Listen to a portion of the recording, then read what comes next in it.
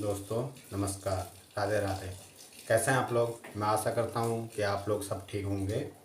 दोस्तों, स्वागत है आपका मेरे YouTube चैनल नेचुरल लवर में। दोस्तों, मैं आज आपको एक ऐसी घटना के बारे में बताने जा रहा हूं जिसमें कहा गया है कि सीता माता ने क्यों 5 लोगों को श्राप दिया था और क्यों राजा दशरथ जी का पिंडदान किया था।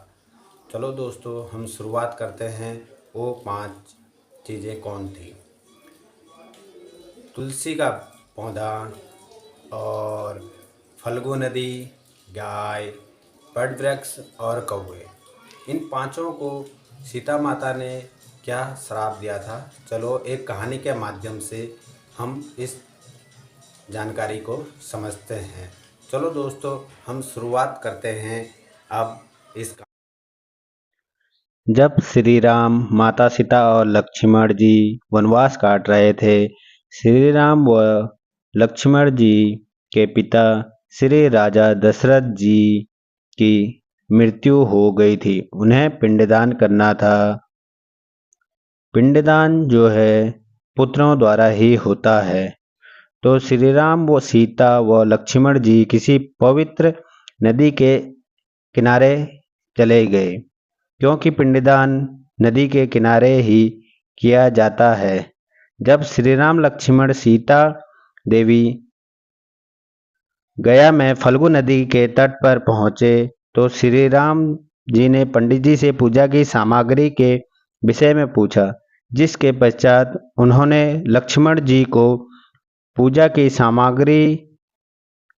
की जरूरी सामग्री लाने के लिए बगल के गांव में भेज दिया। जब काफी समय बाद लक्ष्मण जी वापस नहीं आए तो श्री राम जी ने खुद जाकर लक्ष्मण जी की खोज खबर लेने का निर्णय लिया। वहीं दूसरी ओर पंडित जी ने उन्हें शुभ मुहूर्त के निकल जाने के बारे में बताया। साथ ही उन्हें अपनी तैयारियां जल्दी पूरी करने के लिए भी कह रहे थे। श्री राम जी तुरंत लक्ष्मण जी की खोज के लिए निकल पड़े। इधर जैसे ही समय बीत रहा था, सीता जी की चिंता बढ़ रही थी। समय बीत रहा था और श्री राम, लक्ष्मण लौटे नहीं थे। इस बार देवी सीता ने यह निर्णय लिया कि उनके पास पूजा के लिए जो भी सामग्री उपलब्ध है वह उसी से पूजा करेंगे। तब देवी सीता ने पंडित जी से कहा, श्री राम व लक्ष्मण जी के लौटने में देर हो रही है, इसलिए वो पूजा आरंभ करें। शायद तब तक वो वापस आ जाएं। अगर ऐसा नहीं हुआ तो वह अकेले ही पूजा समाप्त कर लेंगे। पंडित जी ने तुरंत पूजा शुरू कर दी। विधि पूर्वक पूजा समाप्त होने के बाद देवी सीता ने पिंडदान किया और जैसे ही उन्होंने प्रार्थना करने के लिए अपने हाथ जोड़े और आंखें बंद करी तो उन्हें एक दिव्य स्वर सुनाई दिया कि उनकी पूजा संपन्न और स्वीकार भी हो गई है। यह सुनकर देवी सीता को बहुत प्रसन्नता हुई और साथ ही उन्हें इस बात की शांति मिली कि उनकी पूजा सफल हुई और राजा ने उस पूजा को स्वीकार कर लिया है। हालांकि वे इस बात को भी भली भांति जानती थी कि श्री राम और लक्ष्मण जी इस बात पर भरोसा नहीं करेंगे, क्योंकि माना जाता है कि ऐसी पूजा बिना पुत्रों के सफल नहीं मानी जाती। तब सीता माता ने फल्गु नदी, गाय, बड़ वृक्ष, तुलसी का पौधा, कौवा का साक्षी बनने को कहा। उन सभी ने उनकी आज्ञा का पालन किया। फिर कुछ समय पश्चात श्री राम और लक्ष्मण जी वापस आए तो उन्होंने पंडित जी से पूजा आरंभ करने के लिए कहा। सीता माता ने श्री राम जी से कहा कि पूजा उन्होंने संपन्न करा दी तथा राजा दशरथ जी से ने स्वीकार भी। इस पर श्री राम जी ने भरोसा नहीं किया।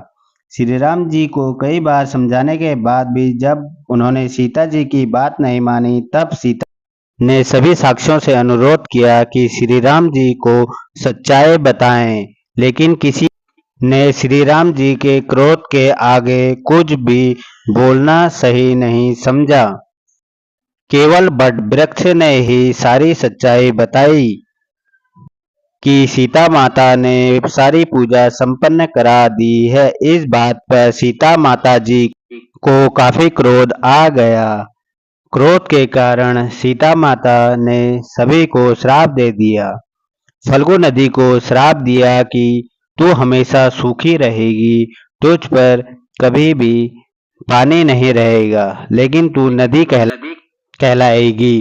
फिर सीता माता ने गाय को श्राप दिया कि तेरे पूरे शरीर की पूजा होगी, लेकिन तेरे मुंह की कभी पूजा नहीं होगी।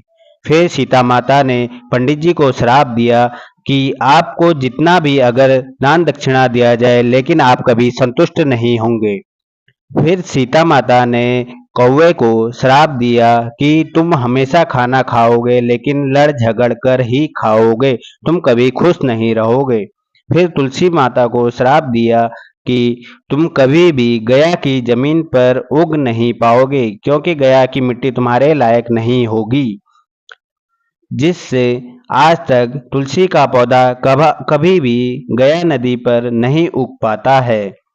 फिर सीता माता ने बट वृक्ष को आशीर्वाद दिया कि तुम हमेशा पिंडदान में ही पूजे जाओगे और कलयुग में तुम्हारी पूजा होगी और तुम्हारी उम्र काफी लंबी होगी। तुम्हारी पूजा पतिव्रता नारी हमेशा करेंगी, जिससे उन्हें यह आशीर्वाद प्राप्त होगा कि उनके पति की लंबी उम्र होगी। तो दोस्तों, आज की कहानी में इतना ही। और अगर आपको यह कहानी अच्छी लगे तो आप कमेंट में प्लीज़ जय श्री राम ज़रूर लिख दीजिएगा। जय श्री राम।